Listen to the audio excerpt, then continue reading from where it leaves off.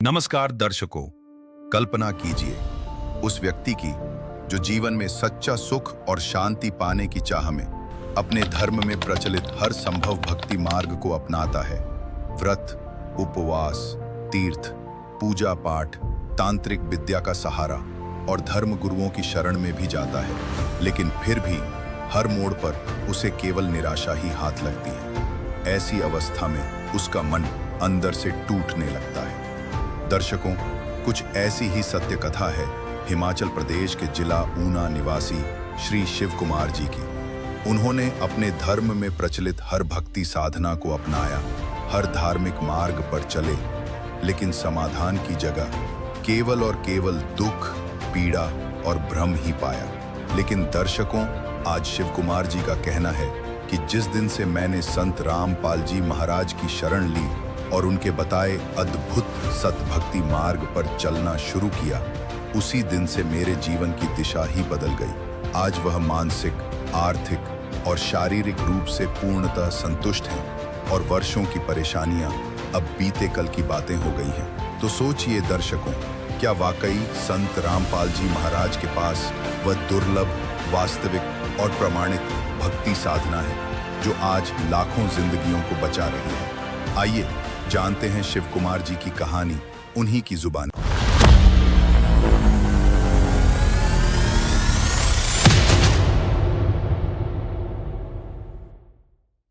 नमस्कार सर, क्या नाम है आपका और कहाँ से आए आप?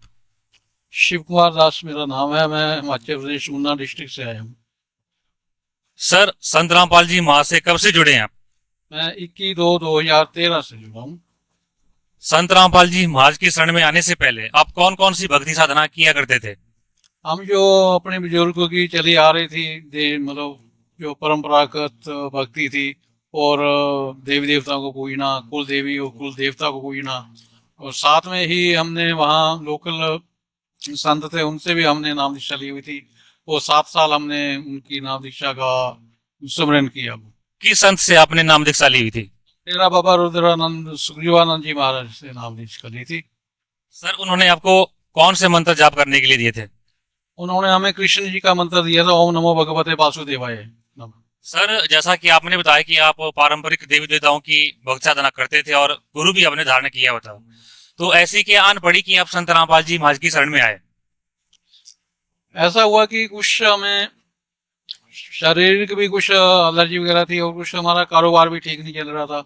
उसकी वजह से हम लोग काफी मतलब जगह गए भी, तांत्रिक के पास भी गए हम, और झाड़ फूक वालों के पास भी गए, फिर भी हमें कोई लाभ नहीं मिला। लेकिन ऐसे ही अचानक हम टीवी के आगे बैठे हुए थे, तो इसका हमारा साधना टीवी चैनल लग गया, और उसमें संत रामपाल जी महाराज किताबें खोल खोल के बता रहे थे ज्ञान को।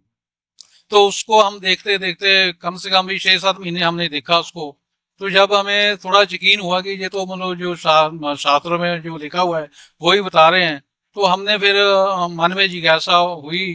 फिर हमने उसी में से एसएमएस करके एक ज्ञान गंगा बुक नाम की एसएमएस किया हमने। वो हमें 15 दिन में आके वापस हमारे घर में पहुंची। उस बुक को हमने कम से कम भी 7-8 दिन में हमने सारी को पढ़ लिया, और साथ में थोड़ा जो हमारे घर में थे सदग्रंथ उनके साथ भी मिलान किया। जब हमें थोड़ा यकीन हो गया, फिर हमने वहां से सोचा कि अब हमें बरवाला जाना चाहिए। तो उसी के हिसाब से हमने फिर पता करके तो हम अभी बरवाला आश्रम में पहुंचे हम। सर, संत रामपाल जी महाराज जी के ज्ञान में और अन्य संतों के ज्ञान में क्या भिन्नता है? बहुत जमीन और आसमान का अंतर है, क्योंकि जो संत रामपाल जी महाराज जो ज्ञान दे रहे हैं वो शास्त्रों, सभी शास्त्रों के हिसाब से ज्ञान दे रहे हैं, और जो बाकी संत हैं वो अपने मन ग्रंथ मतलब देखा देखी वाली भक्ति बता रहे हैं। कोई भूत पुजा रहे हैं, कोई पितरों को, कोई मतलब हर चीज मतलब शास्त्रों के हिसाब से नहीं करवा रहे, वो अपनी मन मर्जी की साधना हमें वो दे रहे हैं, जिसका उनको उनके पास कोई प्रमाण भी नहीं बता रहे हमें वो उस साधना का। सर, हम बहुत से संत रामपाल जी के श्रद्धालुओं से अनुभव साझा लेते रहते हैं, तो उनको बहुत से चमत्कार होते हैं जो उनसे जुड़ते हैं। तो क्या आपको भी कैसे कोई चमत्कार हो या कोई आपको लाभ मिला हो तो हमारे दर्शकों को बताएं। चमत्कार तो ऐसे छोटे मोटे चमत्कार तो काफी होते ही रहते हैं, हमारे को जो हमें काफ़ी टाइम से जो हमारे शरीर में एलर्जी वगैरह थी, या गर्मियों के मौसम में हमारे को थोड़ी एलर्जी होती थी, वो तुरंत उससे हमें लाभ मिल गया।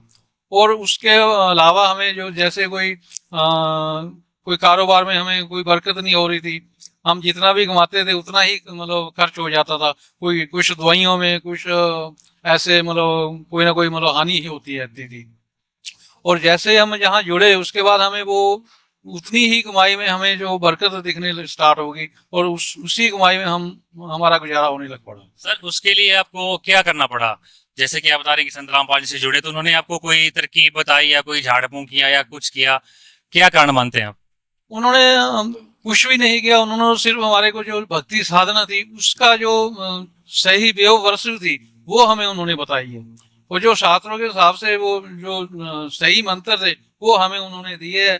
ना कि उन्होंने कोई मतलब झाड़ फूक की है, ना उन्होंने कोई मतलब कोई ऐसा कोई क्रिया बताई है। सिर्फ जो भक्ति साधना शास्त्रों के हिसाब से है वो हमें दी, और सही मंत्र दिए, उसी से हमें वो फिर लाभ होने स्टार्ट हो गए। उससे पहले जो हम भक्ति करते थे, जैसे कभी हमने हनुमान जी को पूछ लिया, हनुमान चालीसा में पूरा हमें याद था, वो हम उसको करते थे। कभी शिव जी के मंत्र थे, और श्री कृष्ण जी का था, शेरा वाली माता को भी, और हमारी कुल देवी थी, कुल देवता थे, उनको भी हम पूछते रहते थे, पितरों को भी पूछते थे, लेकिन हमें वो लाभ मिले ही नहीं।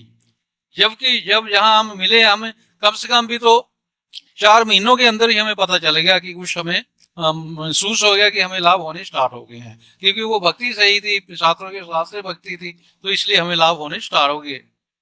सर आपने बहुत सी साधनाएं की, गुरु भी धारण कर रखा था, लेकिन जैसे ही आप संत रामपाल जी से जुड़े, आपको अनेकों लाभ हुए, आपके एलर्जी जैसे लाइलाज जो रोग थे वो दूर हुए, और आप बता रहे हैं कि आपको व्यापार में घाटा चला था वो भी दूर हुआ। तो जो श्रद्धालु आज आपको देख रहे हैं उनको आप क्या संदेश देना चाहते हैं? संदेश तो हमारे संत रामपाल जी महाराज दे ही रहे हैं।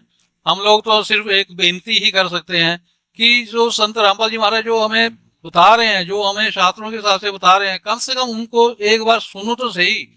हमारे कई श्रद्धालु क्या है कि वो उनका नाम सुनते ही वो कहते हैं जी वो तो देवी देवताओं की भक्ति छुड़वा रहे हैं, या वो तो मतलब ऐसे है वैसे है। लेकिन हम तो यही कहना चाहते हैं सभी भक्त समाज को कि कम से कम उनका 5-10 या महीना भर उनका सत्संग सुनो, फिर अपना शास्त्रों के साथ कंपैरिजन करो, फिर आपको पता चलेगा कि वो आखिर में सही में क्या बताना चाहते हैं, तभी उनको पता चलेगा। सर जो श्रद्धालु संत रामपाल जी महाराज से जुड़ना चाहते हैं वो उनसे कैसे जुड़ सकते हैं?